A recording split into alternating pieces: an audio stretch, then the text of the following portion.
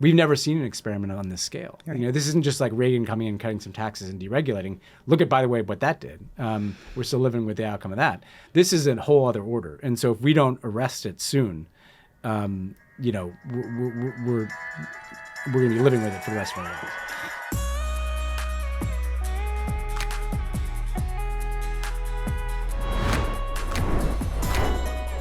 Welcome to Assembly Required. I'm your host, Stacey Abrams. Since the inauguration, we've been unpacking the way the Trump administration and Republicans are aggressively implementing their vision of a unitary executive, a nation where Congress is complicit in ignoring the laws and procedures they passed, and the judiciary unevenly tries to play its part as the arbiter of right and wrong in the face of defiance and disrespect. In less than 100 days, the Republican Party, led by Trump, Musk, Russell Vought, who is the author of Project 2025 and the head of OMB, and Stephen Miller, the architect of the anti-DEI and anti-immigrant attacks that are sweeping our nation, together have flouted the Constitution, gutted entire agencies and institutions, pulled us away from scientific and medical advancement, and dismantled our principles of freedom of speech and freedom of assembly, just to name a few. But their destruction of America's dedication to its founding principles extends beyond our borders. Republicans in the White House and in Congress are forfeiting America's position as a global leader. While the president is indeed responsible for foreign policy, Republicans in the House and Senate have either agreed to their bad actions or refuse to wield their legal authority to block bad actions.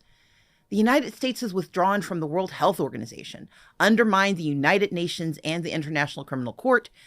It's retreated from alliances like NATO, slashed foreign aid to the weak, the vulnerable, and the oppressed. And then there's the shambolic, incoherent trade war currently wreaking havoc on the global economy and here at home. At a time when the world needs nations to work together to stave off disaster and doom, and when our interdependency was just proven by the COVID pandemic and economic crisis, America isn't simply turning its back on cooperation, it's destroying our ability to lead. What's being sold as self-interest and preservation is instead a vehicle for our nation's rapid decline. While we may be pulling away, the rest of the world, well, they'll work to move forward without us. Other countries will find new partners and learn to adapt. So we need to think critically and ask ourselves what will happen when we come out of this national nightmare and find that we've been left behind. Well, joining me today to talk about this cataclysmic shift in the global order and how we can still prevent it from taking root is Ben Rhodes. He's the former Deputy National Security Advisor for President Obama, the author of multiple books, including The World as It Is, and one of the hosts of Crooked's very own global news and foreign policy show, Pod Save the World. Ben Rhodes, welcome to Assembly Required. Happy to be here. So I like to start with level setting, and you spend a lot of time thinking about and explaining to everyone what's happening. But I want to get back to first principles. How did America come to be in this position of world leadership that we seem to be abandoning at a rapid clip? Can you talk a little bit about how we found ourselves in the 20th century, sort of leading the world, and what that means for the 21st century? Yeah, I think, you can pretty much date it. I mean, obviously it goes back before this, but to Roosevelt, to Franklin Roosevelt. And the United States, even after World War I, had a strong isolationist streak, stayed out of world events, wanted to stay out of World War II. And Roosevelt didn't just want us to be involved in World War II. Even before we were attacked, he wanted to provide all the assistance that the British and even the Soviets depended on to survive. But even before the U.S. entered the war, he was talking about a system with the United States at its center that would be constructed after the war. And so what you have happen is the British Empire collapses in World War II. So even though the British, quote unquote, win the war, they lose the empire because they've just been so weakened. All the European empires are essentially smashed by their own excess in that war and the post-colonial movements after it. And the Soviets can't really take their place because they can only speak to a certain part of the world. And so the system that was built after World War II was entirely one with America at its center. A system of military alliances with NATO at its core, an international financial system in which the United States both hosted and kind of ran the international institutions like the IMF or the World Bank. The dollar becomes the world's currency, which basically means if people need to do financial transactions, they got to run through the dollar. I think Americans don't realize it's not just that we have NATO, it's that the whole world is kind of set up, the UN, the financial structure, the military structure. It's kind of set up where the United States was the only power big enough to be the hub for this. And the United States, because we were fighting the Cold War, wanted to do that. Because we had an enemy in the Soviet Union, we wanted to be at the center of all these arrangements. And I think, frankly, that's endured for 80 years until fairly recently.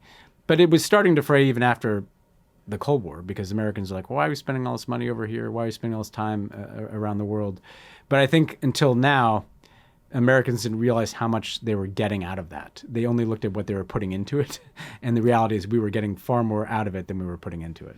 So let's talk a bit about what we were getting out of it. And you talked about the economic and military, and I would say the diplomatic responsibilities we assumed. So let's start with the economic. We are in the midst of a trade war that is entirely of our own making. And China is our counterpart.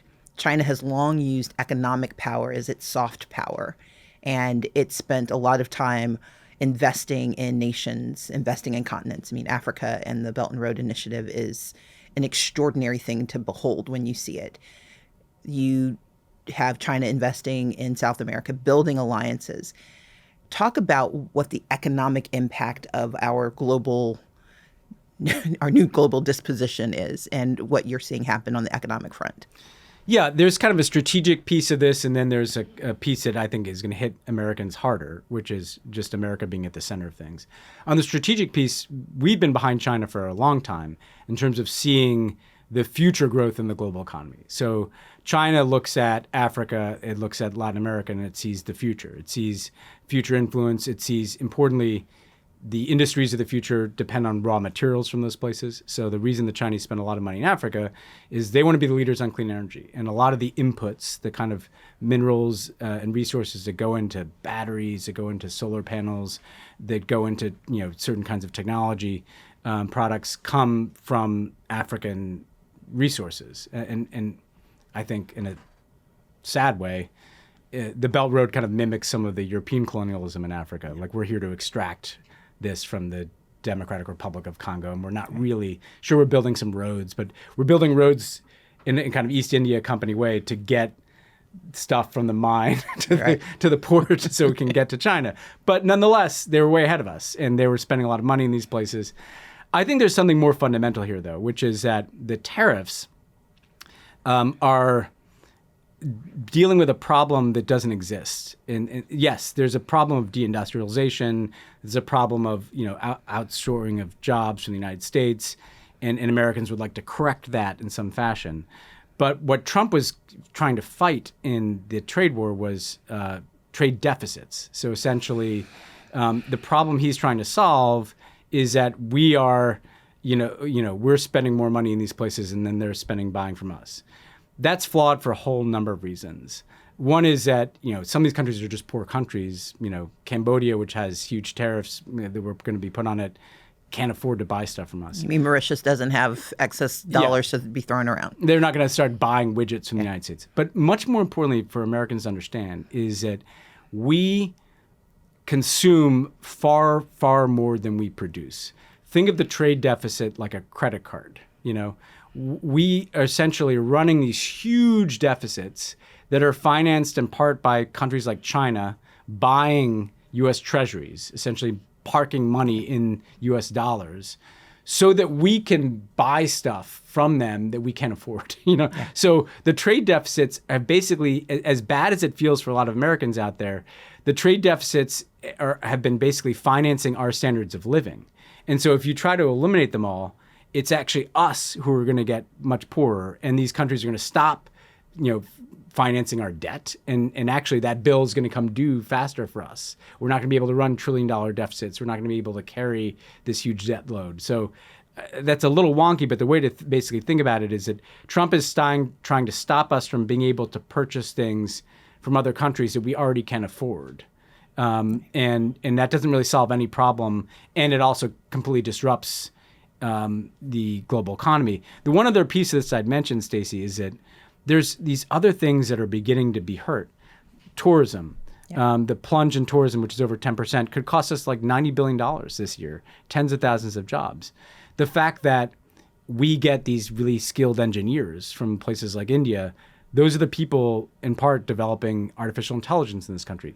They're afraid to come here because they're seeing green card holders getting deported. That's going to hurt us. Then there's a kind of more ephemeral thing like, if there's a big conference, it's going to be in the United States. Like, it's not going to be here anymore. And this may seem small, but it adds up to massive economic importance to the American people.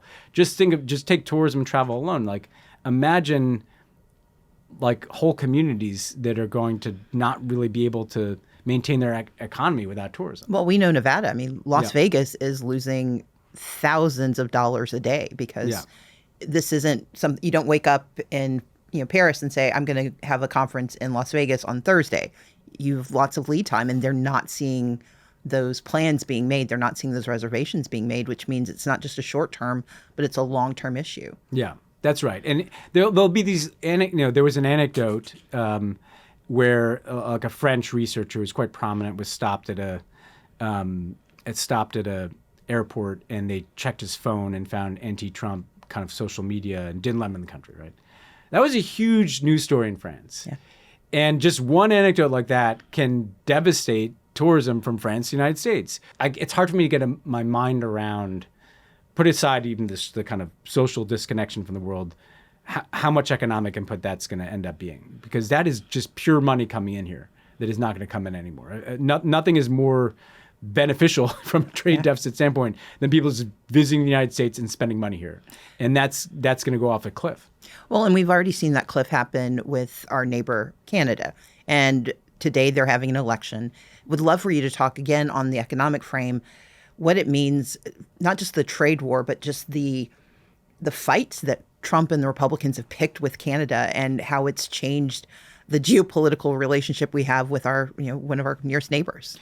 So the clearest indication of the impact is that the Liberal Party, which is the center-left party, was projected to get blown out in this election to a kind of Trump-ish Canadian conservative.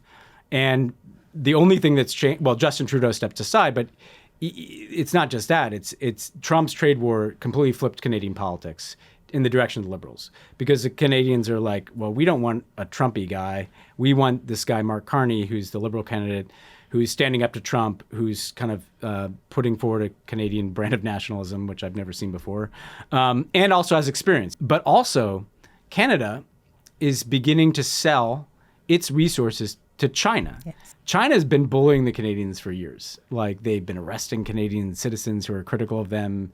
They've interfered in Canadian politics. Canada had a lot of reasons to get closer to us to deal with China. And actually, if you accept Trump's anti-China rhetoric on face value, what you'd want to be doing is building blocks of countries to stand up to China.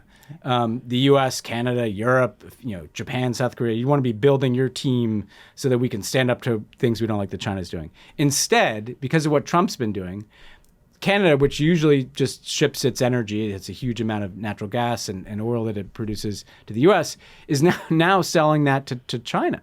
So we've actually pushed Canada into the arms of China. They're now selling cheap energy to the Chinese instead of to us. And again, if you look at the way in which the global economy is working, and we all learned this after COVID, supply chains are the most important thing. Like, do you have an energy supply chain? Do you have a supply chain for your clean energy? Do you have a supply chain for, in healthcare goods like we needed in COVID? And Chinese have thought a lot about this. And what they're doing is they're kind of wiring their own alternative global economy that runs to them and not through us. And if the Canadians, of all people, are taking that option, who's not going to take that option? Right. And the last one I want to do on economics is the nearest neighbor for China, which is, for decades, Japan, South Korea have been very closely aligned with the United States and very afraid of China. And due to the tariffs and the trade war, they are now having trilateral talks that should be deeply concerning to anyone who pays attention to what happens in the Asia-Pacific geopolitical realm. Can you talk a little bit about what a sea change, no pun intended, it is that Japan and South Korea, that Vietnam and Cambodia are now having closer talks with China in response to where the U.S. stands? It's incredible because the Japanese and South Koreans generally hate each other. The reality is there's a lot of history there in World War II when the Japanese essentially colonized Korea. And so it was tough to get them in the room with each other. But the thing that got them in the room with each other and us was always their shared concern about China and North Korea as a kind of a proxy for China. And now, overnight, all of a sudden, you've got Japan and South Korea talking to China about how to deal with American tariffs. Because what do these countries see? They don't like the Chinese Communist Party. They would prefer not to be overly dependent on the Chinese Communist Party. But at least the Chinese Communist Party is very predictable. Okay. So they know the deal. The deal's not a great one. The Chinese are going to steal your intellectual property. They're going to pour money into their own companies from the government, which kind of gives them a comparative advantage over companies in Japan and South Korea that don't get government subsidies like that. But at least you kind of know the score. Whereas with America, it's this unpredictability that is so damaging, even more than even just the tariffs. And so they're doing that. Vietnam is a great example. Like, Stacey, when I was in government, we were negotiating a free trade agreement that would eliminate all tariffs with Vietnam. Trump pulled out of that. And that, by the way, that deal went forward without us. But Vietnam was actually a place where, okay, we didn't like that all the Apple's iPhones and iWatches were being made in China. They were moving, a lot of American companies are moving their operations to Vietnam because they're like, well, someday this, China-U.S. relationship may just sever. So we're going to move, we're going to make sneakers and phones and stuff in Vietnam. Well, now Vietnam's being tariffed. Yeah. And the Vietnamese are going to say, they had rivalry with the Chinese for 1,000 years, but same thing. They're like, well, you know what? At least we know the deal with these people. And this is what's going to happen around the world, is this gravitational pull towards China and away from us. And that's really going to hurt Americans where it hurts. Assembly Required with Stacey Abrams is brought to you by Mosh. When I'm prepping for a podcast taping, researching for a new book, or getting ready for a speech, sometimes I need a snack that satisfies my taste buds and helps me take care of my body, like Mosh bars. Mosh, which you may have heard about on Shark Tank, was founded by Maria Shriver and her son Patrick Schwarzenegger with a simple mission: to create a conversation about brain health through food, education, and research. Maria's father suffered from Alzheimer's, and since then, she and Patrick have dedicated themselves to finding ways to help other families dealing with this debilitating disease. Mosh joined forces with the world's top scientist and functional nutritionist to go beyond your average protein bar. With 8 delicious flavors, including a plant-based one in peanut butter and chocolate, each Mosh bar is made with ingredients that support brain health, like ashwagandha, lion's mane, collagen, and omega-3s. And now, Mosh bars come with a new look and new formulation, featuring a game-changing, brain-boosting ingredient you won't find in any other bar. Mosh is now the first and only food brand boosted with cognizin, a premium nootropic that supplies the brain with a patented form of acetylcholine. But here's the best part to make you feel good. Mosh donates a portion of all proceeds from your order to fund gender-based brain health research through the Women's Alzheimer's Movement. Why gender-based? Because 2/3 of all Alzheimer's patients are women. Mosh is working closely to close the gap between women and men's health research. Having a diet that is both brain healthy and delicious has made powering through my busy work and travel schedule a little more enjoyable. I got the bestsellers pack, and now I cycle through all the flavors, depending on my mood. If you want to find ways to give back to others and fuel your body and your brain, Mosh bars are the perfect choice for you. Head to moshlife.com/assembly to save 20% off free shipping on the bestsellers trial pack. That's 20% off plus free shipping on the bestsellers trial pack at moshlife.com/assembly. Thank you, Mosh, for sponsoring this episode. Assembly Required with Stacey Abrams is brought to you by OneSkin. I use OS1's face and eye care regimen, especially at night, because it can help remove the day's makeup in a few easy steps. I like that it helps keep my skin hydrated and feeling fresh, and that I don't need a complicated routine to take care of my skin. A few pumps of cleanser, dots of moisturizer, and a pat of eye cream on each eye is all I need. OneSkin's proprietary OS1 peptide is the first ingredient proven to switch off the damaged senescent cells that cause lines, wrinkles, and thin, crepey skin. Free from over 1,500 chemicals and preservatives that can make skin red, irritated, or itchy, their products are certified safe for sensitive skin, dermatologist tested, and approved by independent testing platforms like SkinSafe. Founded and led by an all-women team of skin longevity scientists, OneSkin's products are backed by extensive lab and clinical data to validate their efficacy and safety on all skin types. They've got over 6,300 five-star reviews for their full line of face, body, sun, and travel-sized products. OneSkin is the world's first skin longevity company. By focusing on the cellular aspects of aging, OneSkin keeps your skin looking and acting younger for longer. For a limited time, you can try OneSkin with 15% off using code ASSEMBLY at oneskin.co. That's 15% off oneskin.co with code ASSEMBLY. After you purchase, they'll ask you where you heard about them. Please support our show and tell them we sent you. Give your skin the scientifically proven, gentle care it deserves with OneSkin. Ben, so one of the reasons I like doing this show is to help people really understand how we got where we are and what it means, and then what do we do next. And we're going to get to what we do next in a second, but I want to move from economics to military. And I know if people want to do a deeper dive on this conversation, Pod Save the World is a great place, and you're going to have some extraordinary experts coming up soon to talk about Ukraine. But I want to give people a bit of a primer. Right now, the United States is not only abandoning its economic leadership, we are, forfeiting our military power. And the two places I want to talk about, one, I want to start with Ukraine and what that means in terms of Russia's rise. Can you talk a little bit about J.D. Vance yesterday? We're recording this on Monday. On Sunday, made an announcement that essentially gives Russia everything it wants at Ukraine's expense. But can you talk a little bit and unpack a little bit about where we stand with the war being waged against Ukraine?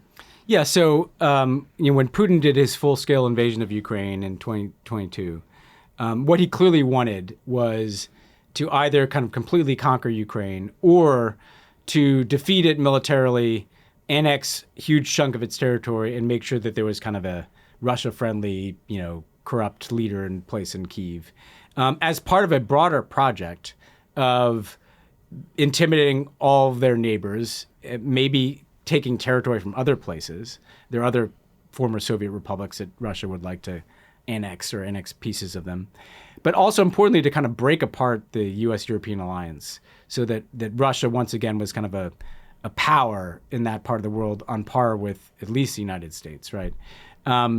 And U.S. support for the Ukrainians, and above all, the Ukrainians being willing to fight and stand their ground, kind of foiled that plan. But what you still have is you have Russia essentially in about 20% of Ukrainian territory from before the war, and kind of grinding them down.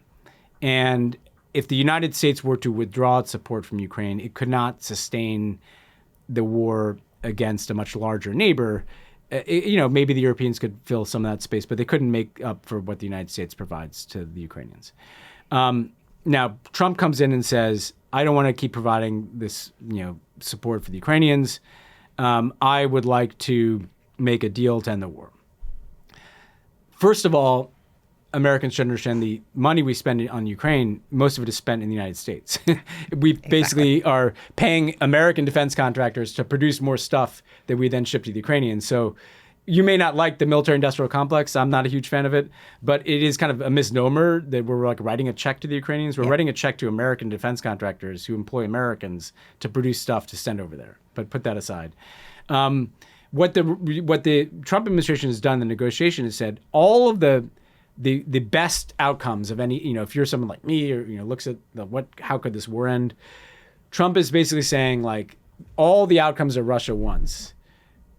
We are going to picture a negotiation between two sides, and you enter that negotiation and say, I'm just entirely taking this person's side and demanding that the other person take it. Because what they're saying is Russia gets to keep all the territory that they're in, basically 20% of Ukraine, that Ukraine does not get to be in NATO or get any kind of security guarantee, which means that after this quote unquote peace settlement, they are incredibly vulnerable because they've just lost a fifth of their country and they have no alliance structure. So if the Russians decide they want to take another 20% of the country in 2 years, they can just probably do that militarily.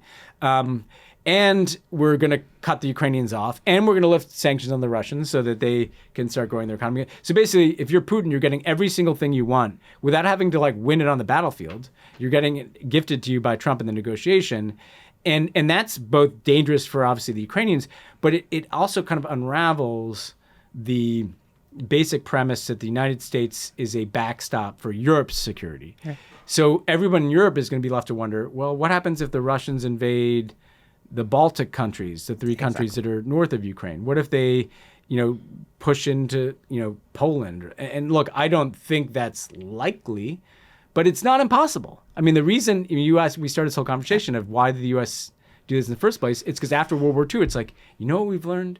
Every now and then, a really shitty dictator comes along, and we just can't trust that we can put together an ad hoc team to beat that dictator.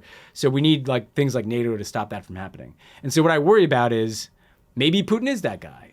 Or you know what? If it's not Putin, though, it could be another Russian leader in 5 years, or it could be somebody else. But the point is that without that kind of U.S. backstop for security, I mean, what I'd say, Stacey, is if you look at the places that do have U.S. security guarantees in the world, that's most of Europe, that's Japan, that's South Korea. Look at how well those countries have done. Right. Look at how good that's been for us, economically, politically, diplomatically. Why would you remove that security guarantee? So let's talk about that. Why should we still do it? I mean, if you're talking to some neocons, they would say, look, we took care of them in World War I. We came back in World War II. We've been there for 80 years. We're tired of it. Europe should take care of itself. They're an ocean away. Why should the United States care about what happens in Europe? Why should we care if Russia decides that it likes Finland again? I think that there's an extreme risk issue, and then there's a more pragmatic risk issue. The extreme risk issue is, again, we fought World War I, and then we were tired from having done that. We didn't join the League of Nations that they created after World War I, which is kind of a precursor to the United Nations. And basically our absence made it easier for Hitler to rise because he was just dealing with the British and the French and not us. Whatever you want to say about the international system after World War II, it stopped World War III from happening.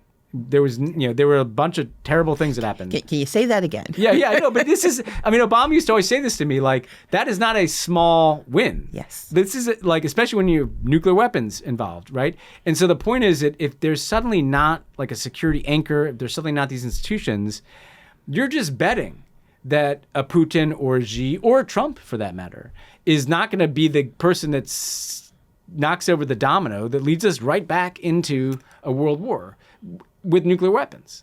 Speaking of which, the lines of control between India and Pakistan, there are skirmishes happening that most Americans aren't paying attention to. Can you talk about why it is dangerous that we are in a moment where the United States is diminishing in its sort of world cop role at a time when we are seeing these skirmishes happen between India and Pakistan? Yeah, if you take this one conflict in Kashmir, which is this disputed territory, right? So you have the partition of India after World War II, the independence of India and Pakistan, very bloody, very contested. And Kashmir was the one piece of territory that was unresolved. Both India and Pakistan claimed Kashmir. As India's gotten stronger, and under Narendra Modi, who's kind of their version of Trump, kind of this nationalist, ethno-nationalist right-wing leader, they've tried to, and they have asserted more and more control over Kashmir to try to kind of directly govern it. Recently, you had a terrorist attack inside of Kashmir that killed dozens of people. And the Indians obviously blame Pakistan for this. these two countries have fought multiple wars over Kashmir. Most of those wars they fought before they had nuclear weapons. Now both India and Pakistan have nuclear weapons. Exactly. I believe in a more normal international environment, this would be a topic of flurry of diplomacy and there'd be meetings at the UN. That kind of doesn't exist anymore because, Trump, Putin, Xi, the main powers don't really care about international peace and security. And so what the scenario you'd be worried about is India feels like they need to respond to this. That could probably be airstrikes into Pakistan itself in the coming days. And then you're just kind of betting or hoping that it doesn't escalate. Because if it escalates and again, I don't think this is likely, but it's not impossible. If there's a nuclear weapon used in that conflict, and apart from the absolute human calamity of that, that destroys the global economy. Like a nuclear weapons use, never mind a nuclear winter risk, it's a risk to people way beyond where it could be used. India is an important market. It would be an incredibly disruptive event. But what worries me, Stacey, is that, if you look at the world today right now, you've got that nuclear arms stalemate in Kashmir. You've got China's designs on Taiwan. You've got this ongoing war in Ukraine.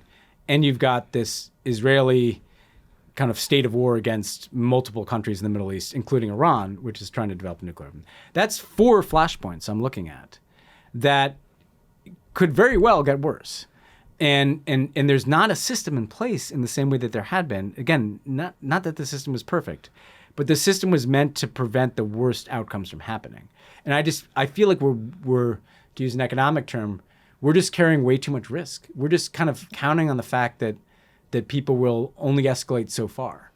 And if you look at the nature of the men, and they're all men who are running these countries, Putin, Xi, Trump, Modi, Netanyahu, doesn't give you a lot of confidence that these are people that might not do the wrong thing, Okay, so we've done economic, we've done military. Let's talk about diplomacy and foreign aid. So we watched in the first 100 days the absolute decimation of USAID. We saw the hostile takeover of the United States Institute of Peace. We have seen repeated attacks on the National Endowment for Democracy and the 2 subcomponents thereof. And in disclosure, I sit on the board of one of them.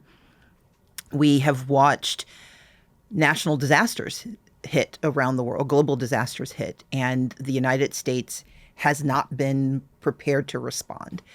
There is the economic, there is the military, but part of diplomacy is people knowing they can trust you to help when they're in need, so they look to you when there is no need and they start to trust you in other conversations. What does it mean that the United States is no longer seen as just we're not good people in the global order anymore? I think it's severed one of the things I always notice in government, Stacey, is that people around the world tended to like the United States more than they liked the United States foreign policy at a given moment, that and some of that was cultural, but some of that was, you have things like USAID that are providing food or vaccines or health support or response to a natural disaster. If there's a crisis around the world, America is going to be part of not providing all the resources, but providing the critical resources. Our inputs, our 30% is what allows everybody else to come in on top, right? And just pulling the plug on that in the way that we did, with no warning, no glide path, no nothing. First of all, it's already killed far more people than Vladimir Putin's war in Ukraine has killed civilians, right? But also, if you were an African, if you're the Kenyan health ministry, or you're a person who receives that treatment in South Africa, and all of a sudden this is just turned off, you're never going to trust America again. You're how you think about this country has changed. It's not just there's a president there I don't like. It's wow, those people, those are some bad people. They created and to be clear, we created dependencies in part because it advantaged us. it allowed us to have massive leverage over countries if we were responsible for their entire health system, right? It allowed us to get in, and shape a conflict zone, or it gave us an entry point that we now no longer have. The example I give is on something like Ebola, where Americans were understandably afraid in 2014, the bomb years, and there's an outbreak of Ebola in West Africa. Certain cases start to show up in the United States. Well, what do? Through USAID, we set up essentially a public health system in West Africa. We didn't fund all of it. Like other countries came in on top of that. France and the UK, but also China and others sent doctors, sent money, and we stopped the Ebola outbreak through USAID in West Africa. I think Americans should care about the fact that we're causing humanitarian crises around the world by killing USAID, but it's also not unlike the what conversation we were just having about war. Stuff is going to happen around the world. Exactly. It's going to happen. There's going to be an outbreak of conflict. There's going to be a tsunami. And removing USAID is going to make it impossible for the United States to deal effectively with whatever is going to happen. And I worry that this is part of what is going on with Trump, is that we are dismantling all of our tools. And then when something happens and people are like, oh, grab the toolbox, it's not going to exist anymore. Right. What's the end game? Like if you're, and I hate to do this to you, but if you go inside, I wouldn't say Trump's it, because I think we give way too much. We kind of sane-wash Trump, yeah. And we also assume that he is the architect of these ideas. And if you read not just Project 2025, but if you've read a lot of the fever dreams of foreign policy over the last decade, there is this tendency to believe that if the United States just cared for itself, we don't have to worry about the rest of the world. But you also have these thinkers and policymakers and now secretaries who seem to have forgotten everything they knew. What is their end game? If you are in the Trump administration, if you are a Republican in 2025, when you watch this dismantling of American power, what's your point? That's the question. And I think it kind of depends on, there are these different buckets of MAGA, right? In terms of, I don't mean people wearing red hats. I mean the ideas people, right? So the tech people are particularly scary to me. And J.D. Vance, I think, is illustrative of them. Because I think that they're not dumb. And they know full well that they're creating a world of kind of chaos. Well, guess who's going to win in that world? They are. They are going to become exponentially more powerful than they already were. And not to paint a dystopian picture, but some of these people are into crypto, for instance, right? Yeah. Crypto is premised on the idea that international financial stability is going to collapse and there's going to have to be some alternative form of currency, And that's a pretty big bet. I'm not sure I'd make that bet because actually I think crypto kind of benefits from having some order. But the point is that these people will be rich enough and will own enough and will be able to move their resources around enough that they will thrive in chaos. They may want, the world to be a mess, because if you control massive, technology platforms, have massive resources, can diversify into different currencies and crypto assets, you're going to be that much more powerful as everybody else gets that much weaker. Right. You're kind of eviscerating your competition, whether your competition is literally a government or like a traditional corporation. Then you have these kind of heritage people that you know better than me, who've had this post-60s obsession with basically just dismantling the U.S. government, and because they genuinely, I guess, believe that government is a force of liberal social engineering, and I want it off my back, and I want everything in the hands of closer to the ground, old Confederacy kind of states' rights arguments, and so but what's scary to me is how their interests overlap with the tech. Right. Nihilist, because it's like they both don't like government, but for kind of different reasons, and they can both say they don't like woke mind virus, but it is what it is, right? So I think you kind of have this convergence between extreme anti-government Heritage Foundation right-wing Project 2025 people and extreme chaos agent oligarchs like Elon Musk, and Trump has just been this kind of vessel for an ideology that is just chopping the world order to bits and chopping the U.S. government to bits. And it's an experiment. One of the things I've been trying to get across is we've never seen an experiment on this scale. Right. This isn't just like Reagan coming in, cutting some taxes and deregulating. Look at, by the way, what that did. We're still living with the outcome of that. This is a whole other order. And so if we don't arrest it soon, we're going to be living with it for the rest of our lives. Assembly Required with Stacey Abrams is brought to you by ZBiotics Sugar to Fiber. You've heard that my friends at Crooked love ZBiotics pre-alcohol probiotic.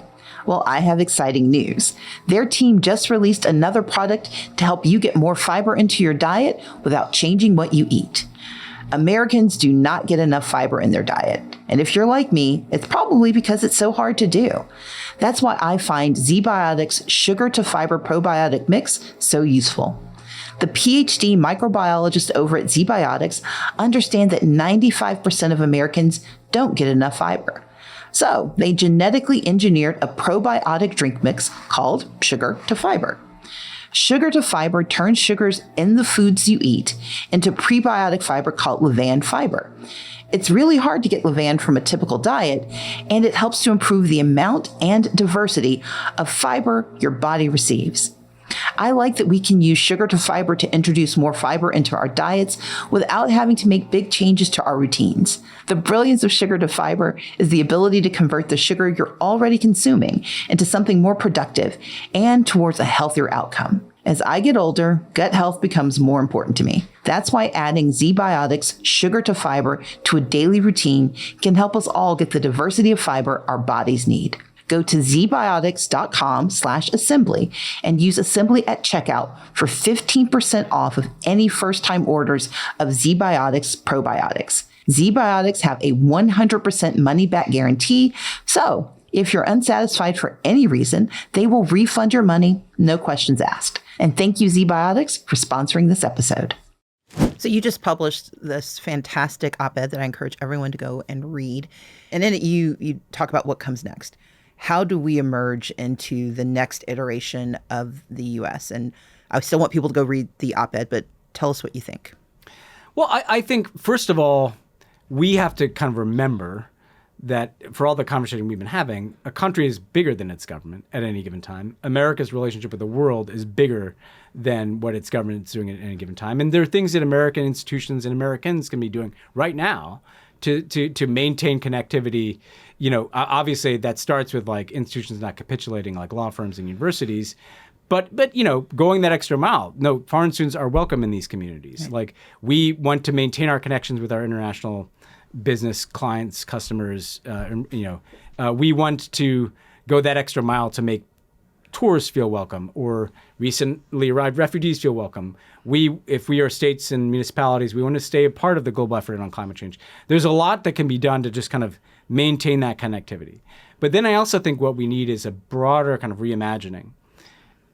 Through the Trump era, the last decade, there's been a kind of binary where it's like Trump was a disruptive force trying to tear down the establishment, and Democrats were like about actually restoration. Like, we want to save these institutions. We want to restore them. Joe Biden's kind of slogan internationally in his campaign was like, I want to say America's back.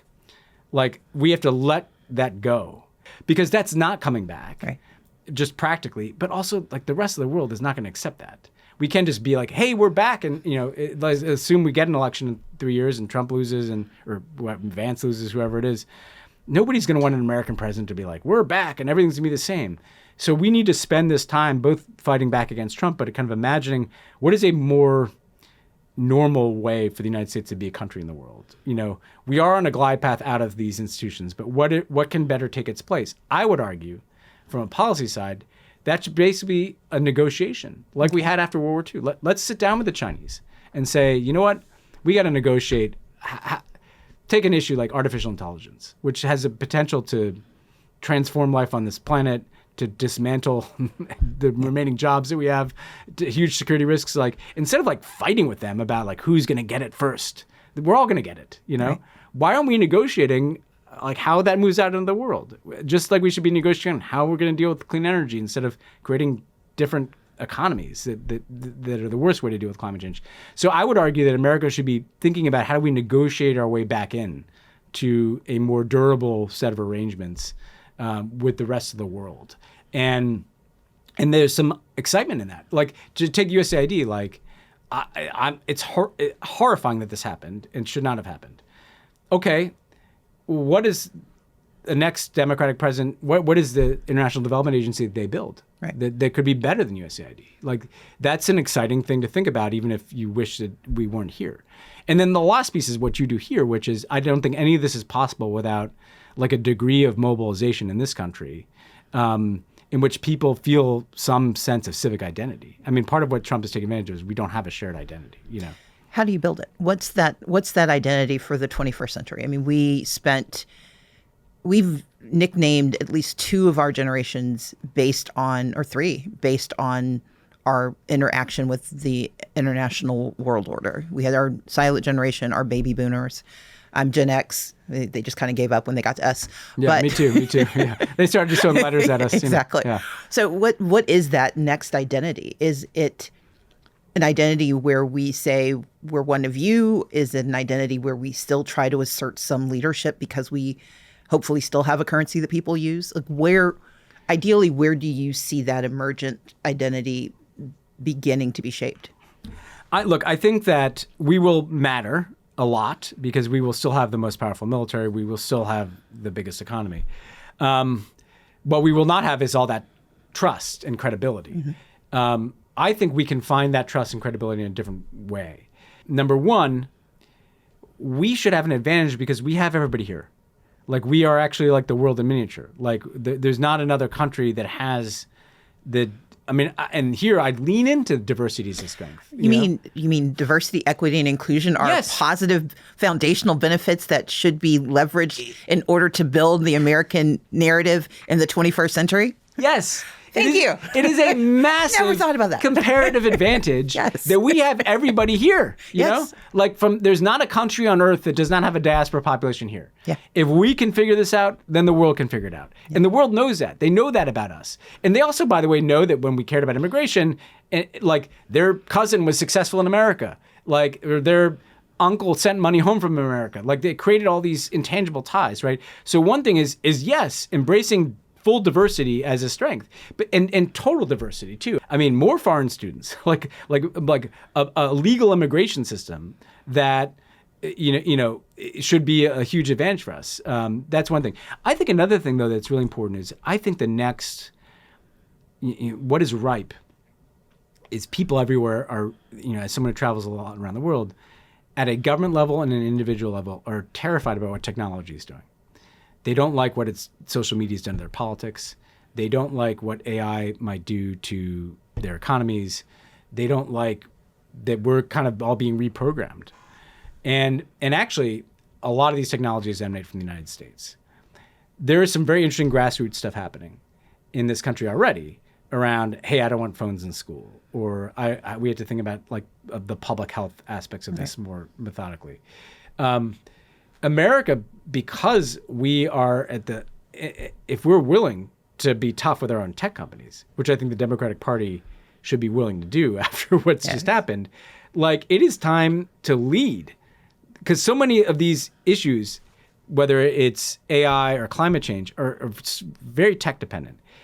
If America can lead a global conversation about a safer, saner, more shared way of managing both the opportunities that tech presents on things like climate change, but also the risks, we can get, instead of like fighting the old arguments about we can jump ahead to the next one, flip the script. And suddenly we are the ones that are trying to help define how we're going to make this safe for our kids, for our economies, for our security. So I think tech, weirdly, if we're not, because, and I fault the Obama, we were the ones, we deferred too much to Silicon Valley, because we saw these as good net positives. Well, they turned out not to be. I think the tech industry has given Democrats plenty of reason to be like, we shouldn't just defer to Mark Zuckerberg when it comes to the health of our kids. Ben Rhodes, I'm going to ask you one last question. So everyone needs to be listening to Pod Save the World. Who else are you listening to, reading, thinking about when you're trying to figure out how to navigate? Who else should we be listening to, reading, or watching? Oh, that's a really good question. So the example I give is I don't just follow the Times. I read The Guardian every day, right? Like, because The Guardian's going to give you this kind of, yes, it's British, but it's kind of a bit of an outside-in look, right, at what's happening here. But then I also will like, if there's an issue that comes up, like I want to read, and I'll acknowledge generally like-minded, but the media from that region. So if I want to see what's happening in Israel and Gaza, like I want to read Haaretz, the Israeli left-wing publication, and I want to look at Al Jazeera and see what like the Arab world is seeing in terms of what's happening in Gaza. I think it's also a very rich time for documentary film. And so if there's a topic that I want to go deeper on, like one service or another is going to have like a pretty interesting documentary. So the point is that I kind of shop around for my information and try to get out of what can be the trap for people like us, which is like Times, Washington Post, The Atlantic, Yeah, those are great, and I read those in the New Yorker and whatever. But I try to bring in international media to that picture. Ben Rhodes, host of Pod Save the World, thank you so much for being here on Assembly Required. Thanks, Stacey. Thank you. Well, I am always delighted to welcome our producer, Alona. Welcome. Thank you so much. I'm thrilled to have you in studio rather than over Zoom. It's nice to be here. So we have a listener question that is a voicemail, and this one is from Aaron. And let's take a listen really quick. Can't wait to hear what you have to say about this. Awesome. Hi, Stacey. My name is Aram, and I'm really struggling with the lack of movement and activity by the Democrats. And I'm wondering, why are no Democrats coming out with a Project 2026 or 2028 or 2029 showing how they are going to methodically and systematically reverse the damage that has been done by the Trump administration? How do we know, or how can we policy-wise create a map to undo all of these things that the MAGA groups have spent so much time and effort putting together? How do we unwind that? Where is our Project 2026? Where is our Project 2028? Where is our Project 2029? I would follow somebody with a good plan to the ends of the earth. I just don't feel like anybody's really structured and focused and pointing their responses to what it is that has actually happened to us in the last 100 days. Thank you so much for your time, and thank you for everything that you do. You're an incredible inspiration and a hero of mine. Aram, thank you so much. So I'm going to take that in parts. I think the first and most important thing for us to recognize is that it's been 100 days. And so to the extent that we are ready to respond, we haven't seen all of what's to come.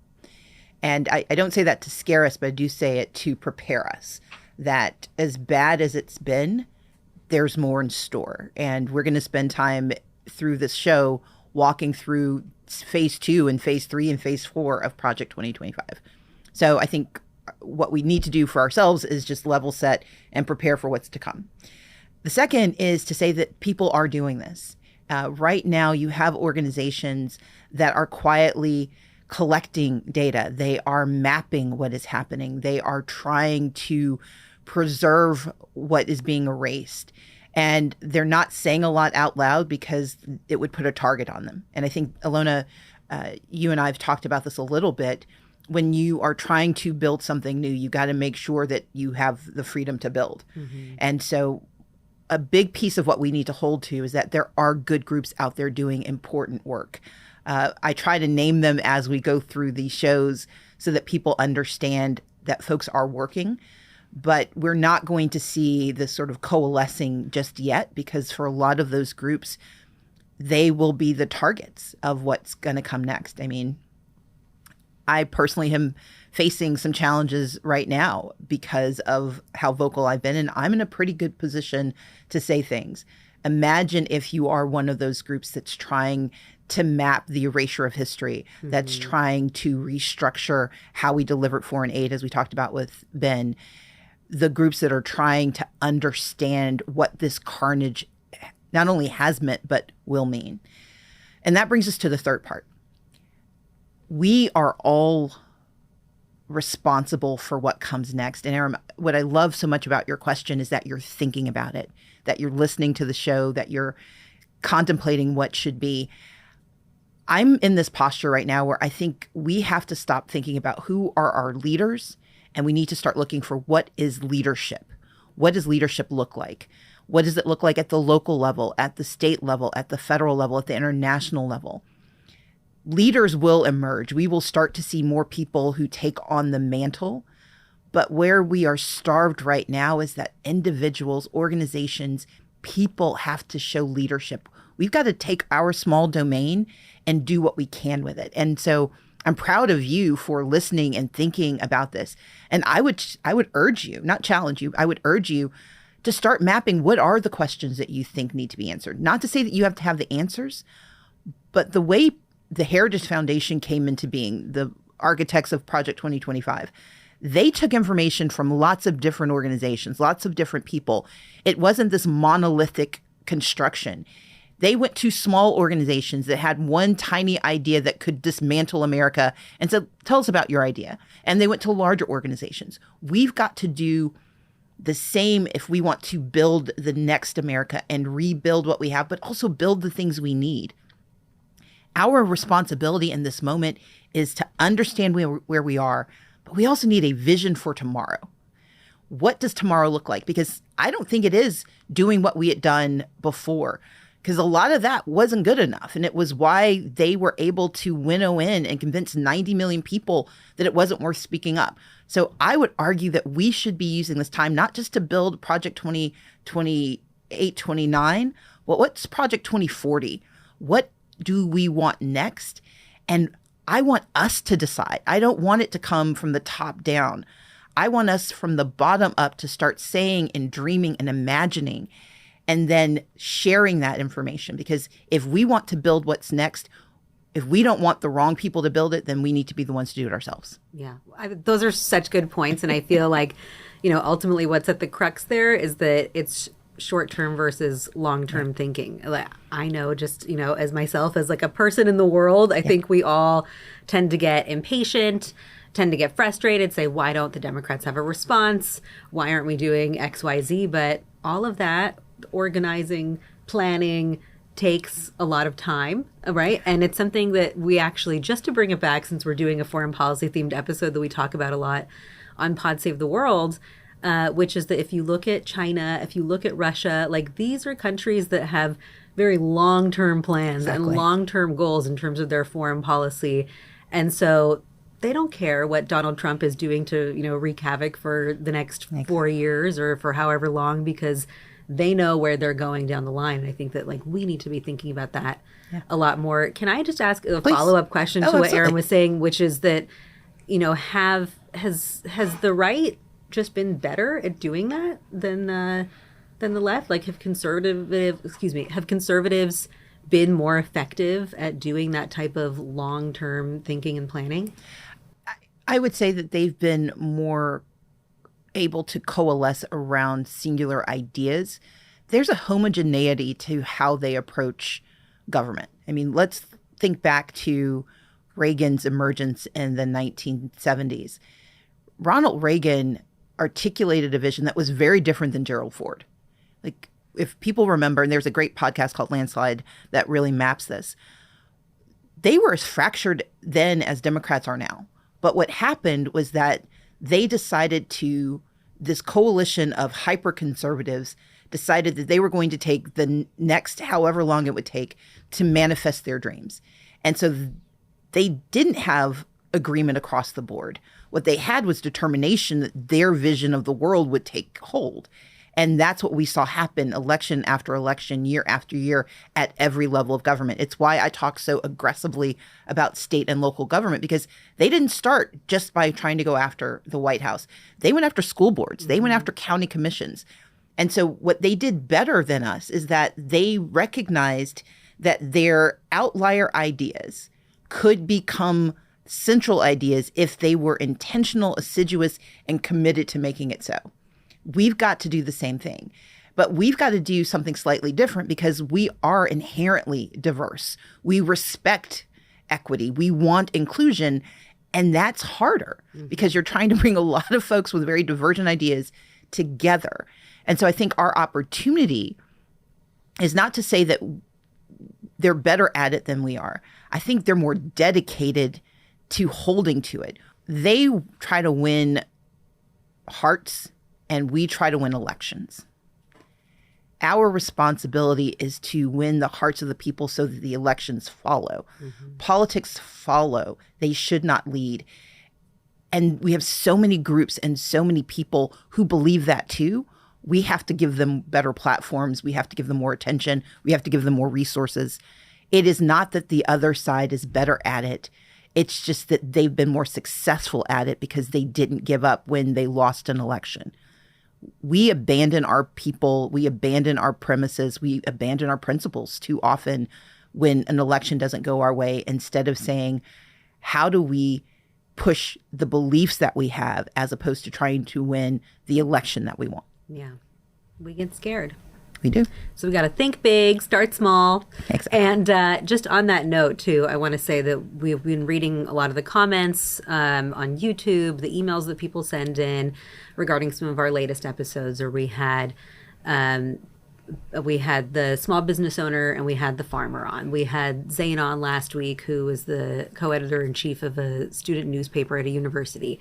And people are really loving that. And I just feel like that's what, is so great about this show, is that you can have both these really expert, big picture thinkers on to give us that 10,000 foot view. And then we hear from real Americans. And that's what politics is all about too, right? Is mixing those two and figuring out what do people need and who are the people who have been studying this, who have been looking at this effectively for a really long time. So we'll keep having more of that and keep working on it. But, to your first point, a lot of people are scared to speak out. And so it's a tough one right now. Well, I'll tell you this. Assembly Required is a safe space. And if you have something you want to tell us, let us know. All right. Thanks, Stacey. Thank you. First, I'm glad that so many of you took part in our Assembly Required recommended reading of On Tyranny by Timothy Snyder. For our next read, we're going to dive into The Dictator's Learning Curve by William J. Dobson. Especially in light of today's conversation with Ben Rhodes, The Dictator's Learning Curve offers some important insights about recent authoritarians.